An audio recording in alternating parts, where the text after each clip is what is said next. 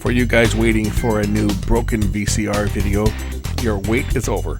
I have a Panasonic hi-fi machine here, and it's got a bit of a problem. It won't play a tape. So let's see what's going on and see if we can get this one working.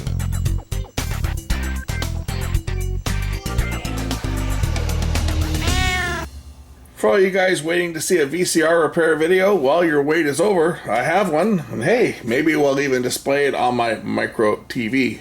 This is what ended up with that little tiny 1 or 1/2 inch TV tube. Well, now it's in a case with a power supply. I had this little power supply that I built, a while back that was kind of useless because the output current on this thing is only like, I don't even think it's 100 milliamps.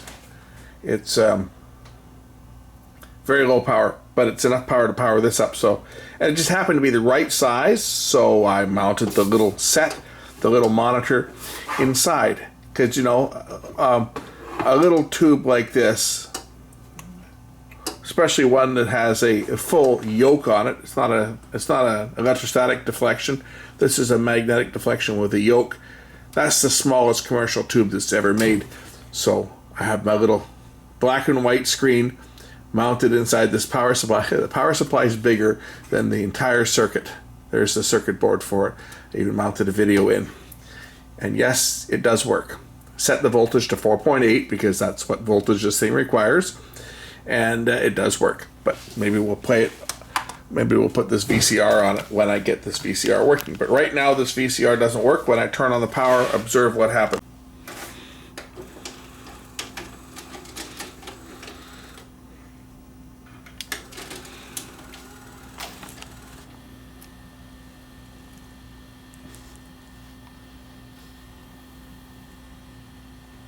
Oh, maybe just have a bad head. Made a liar out of me. When I first turned this thing on, it jammed. Nope, it just did it. It just went off. It just shut off on its own. So that's what it does. You hit the power button and it just shuts off. After it starts playing for a few seconds, the power goes off. Hit the power button again, you'll probably hear the tape unload. Yep.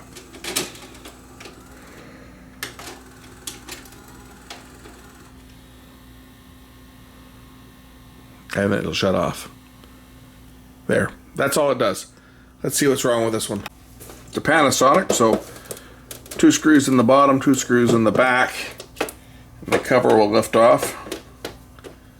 This is my machine. This was given to me along with a bunch of other stuff.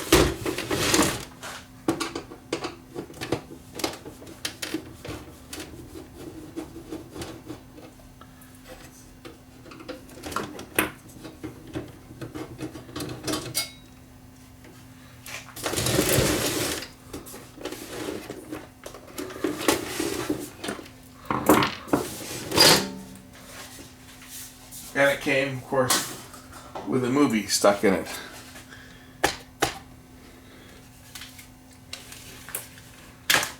So let's see what this does when I press the power button.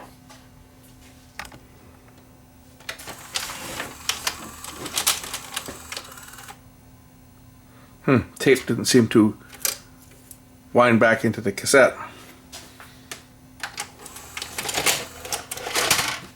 Oh, the fugitive. What do you bet there's something sticky on the tape?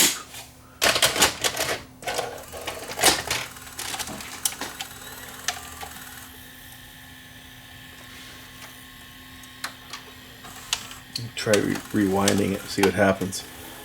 Could be the mode switch. That's the most likely culprit on one of these things, is the mode switch goes bad.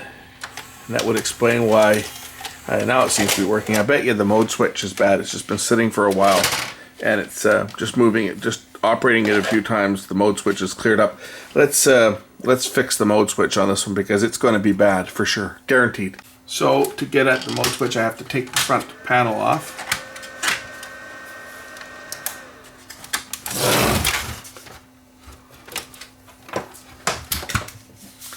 And the bottom. So I take the front face off by just releasing these catches on the bottom and the top and the side.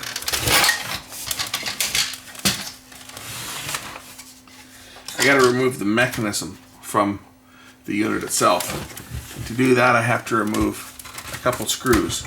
I have to remove these 3 screws on the bottom, the 2 red ones and the silver screw here, because otherwise it will break the circuit board if I try to pull the chassis out without removing these screws. A mistake that many people made when they were trying to fix their own VCR.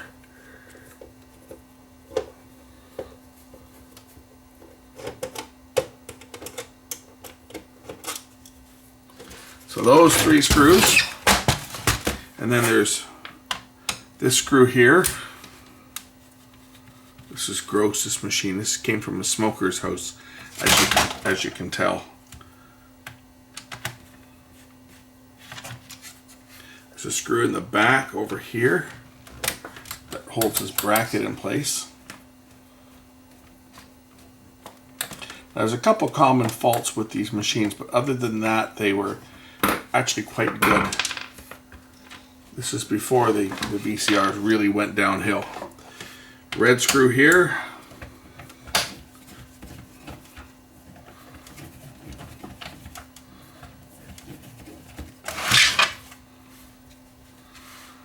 You can see this is a different shaped screw.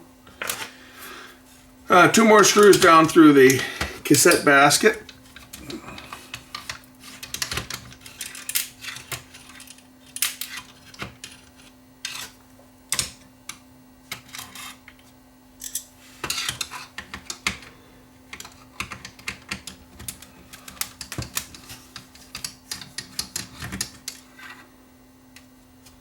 And 2 more red screws on either side.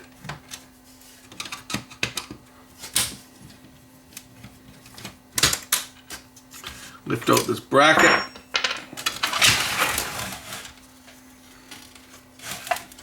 I know I dropped the screw there. And then we just lift the chassis up, hold it at the back here, just give it a pull, and it'll unplug. Just like that.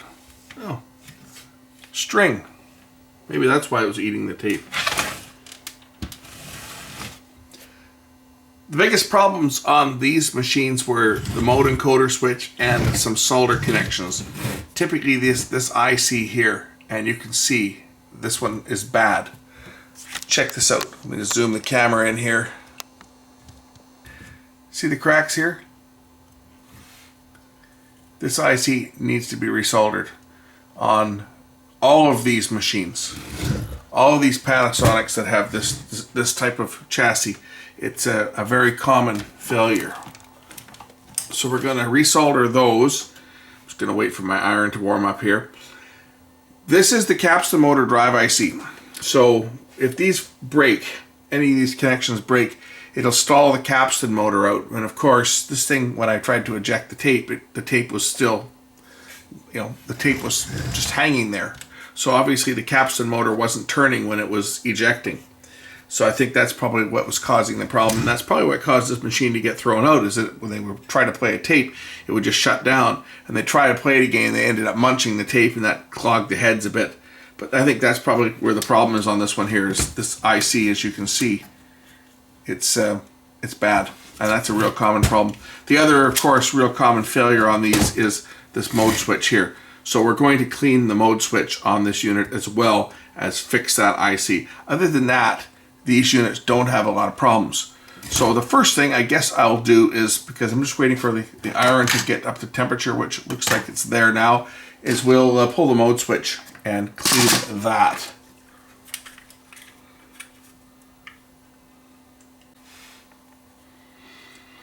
Just had to let my soldering iron get up a little bit more to temperature. I just turned it on, and it was telling me it was at the right temperature, but it just wasn't working properly. So I just give it a few more minutes. I've measured the temperature of this thing, and it is accurate. I've calibrated it, but the thing is, the temperature probe is actually up inside. So by the time the heat gets down to the tip, it takes it a few minutes. So it'll tell me it's 700 degrees, but it really takes a couple of minutes to get down to the end of the tip. I have calibrated it so that the temperature that's displayed on the display is the temperature at the end of the tip once it fully warms up. So I've got this unsoldered now. And I'm just going to remove the switch.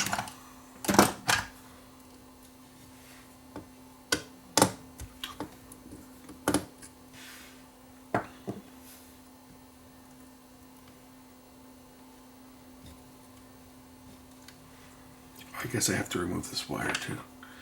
Hooked around it here. I forgot about that.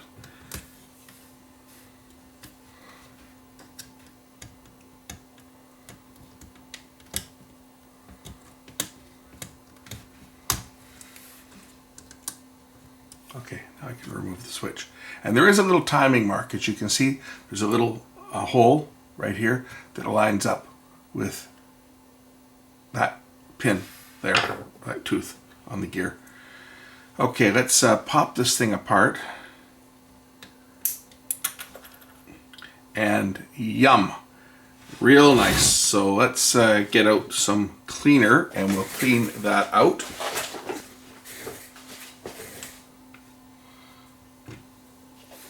Put some pure cleaner on here, a couple drops.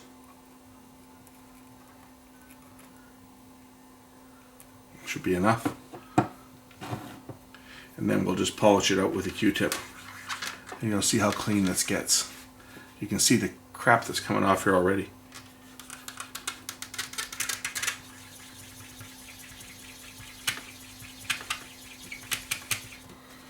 You see? Put a few more drops in here.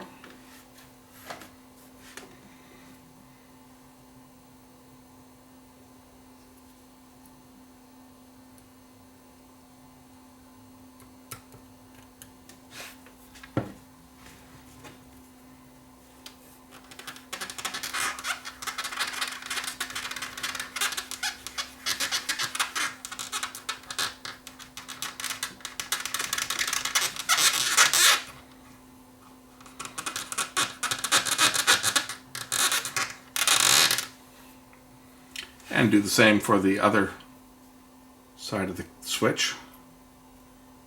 The actual contacts themselves.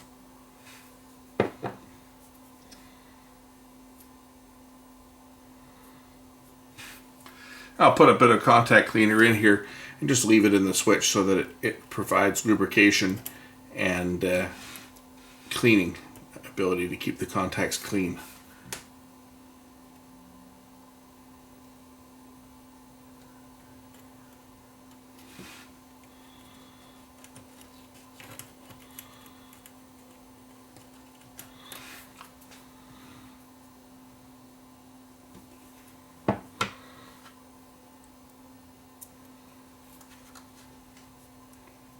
Put the switch back together,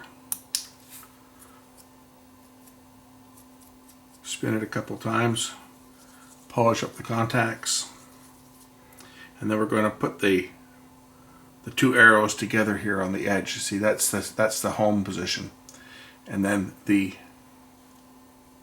hole, the timing mark on this side will line up with the rest of the gear.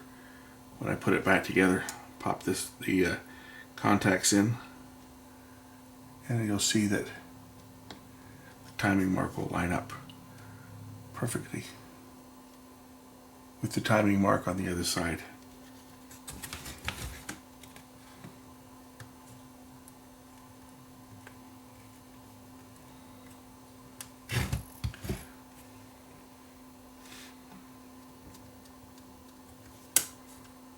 There we go. You see the timing marks here?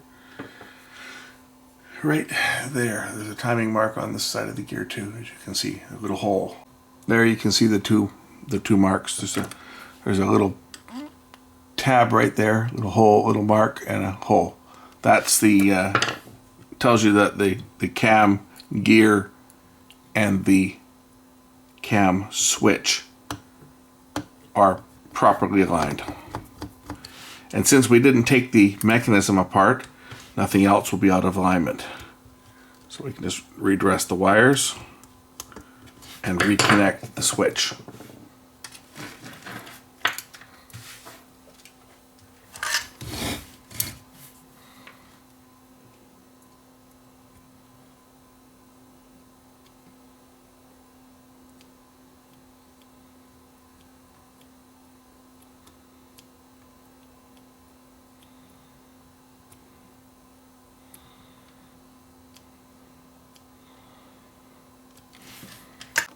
course, the other problem I need to address on this is the IC that has cracked. So we're just going to reflow all the pins of IC2.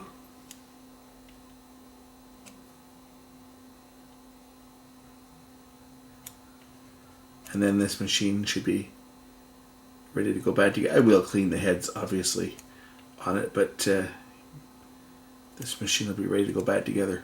I'm also going to remove the head cleaning wheel on the back of this thing because it's filthy, and it'll just be putting more contamination back on the head because this was used in a smoking environment.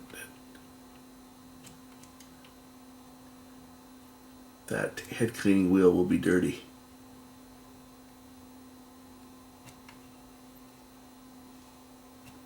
Okay, that IC is now resoldered. That'll never give us trouble again. I'm going to remove the head cleaning wheel here.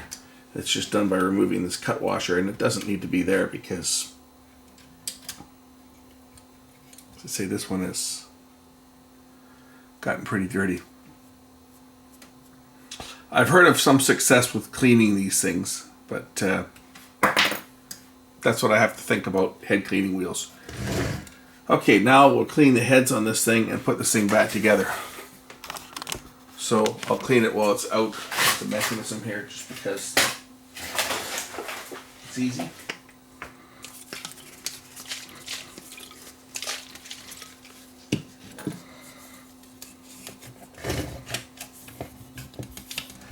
And just hold the paper up against the head drum, turn it counterclockwise, which is the direction that it spins. You always want to go counterclockwise because that's the way the head is designed. It spins counterclockwise. That's the strength. The strong part of the head is on that side. If you turn it the other way, you could damage the head. So that is clean. We'll clean the audio control head. And then I'll grab the base and we'll put this thing back together.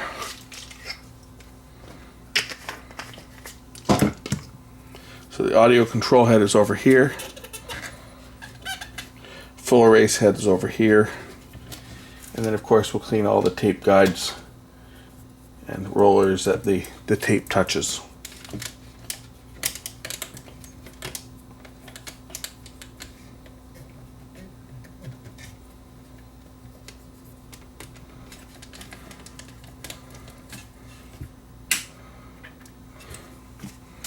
And of course the pinch roller and the capstan.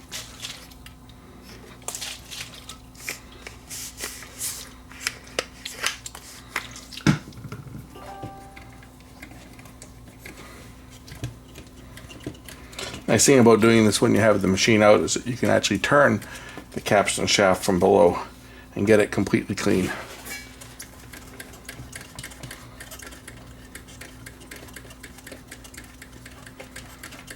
As you can see, it was quite dirty. Pinch roller the same.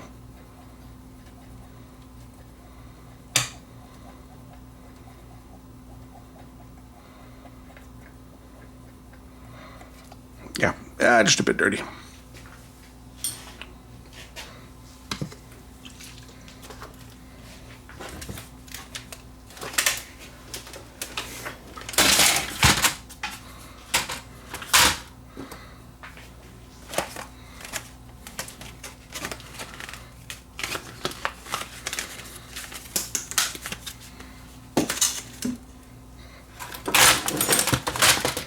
Okay, the machine just snaps in place. You just have to line up the connectors at the back, push them in place, and the chassis just drops in, just like that.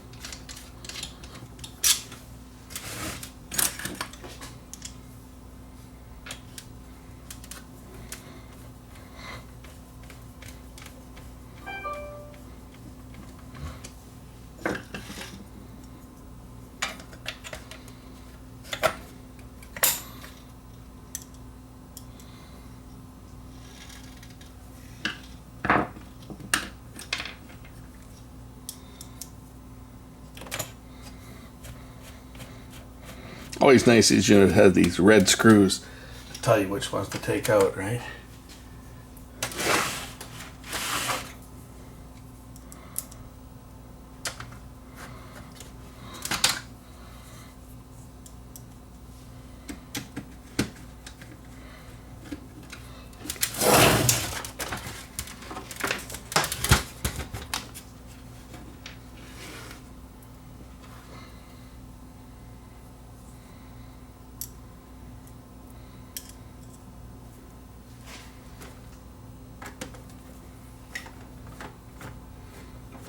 I'm showing confidence putting all those screws in before I test it, just because I'm pretty sure this thing's going to be fine.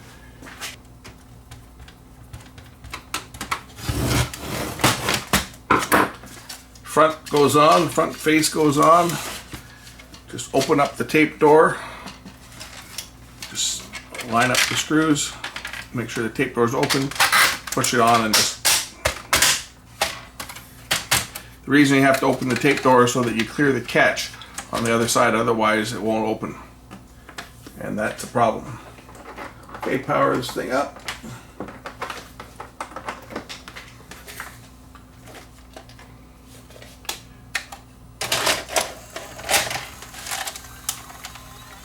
And we'll see if it plays. Which it does. One of my favorite movies. The Fugitive. 1, 2, 3. Okay, that's enough of that. Don't want to get nailed. But there it is. This machine is now working. We'll test the sound. Oh, VHS looks bad. Can't believe how bad VHS looks. Yep, it's working. Got sound. Try all the modes out. Rewind. Looks like it's rewinding. Play.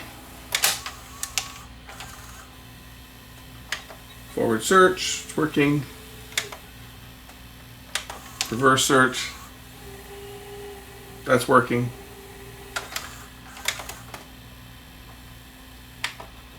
Pause is working.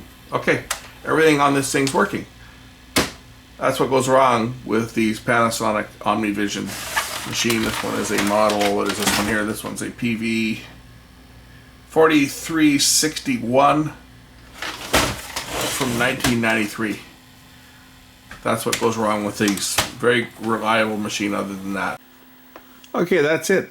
I'm going to go watch The Fugitive on my half-inch black and white TV monitor. Isn't that neat? There we go. That's playing the video off this thing. Of course, that's on the side there so that I don't accidentally bump the voltage up and have my little TV monitor here suffer the same fate as my MP3 player. In other words, it went poof. There it is. Thanks for watching. Gotta like it.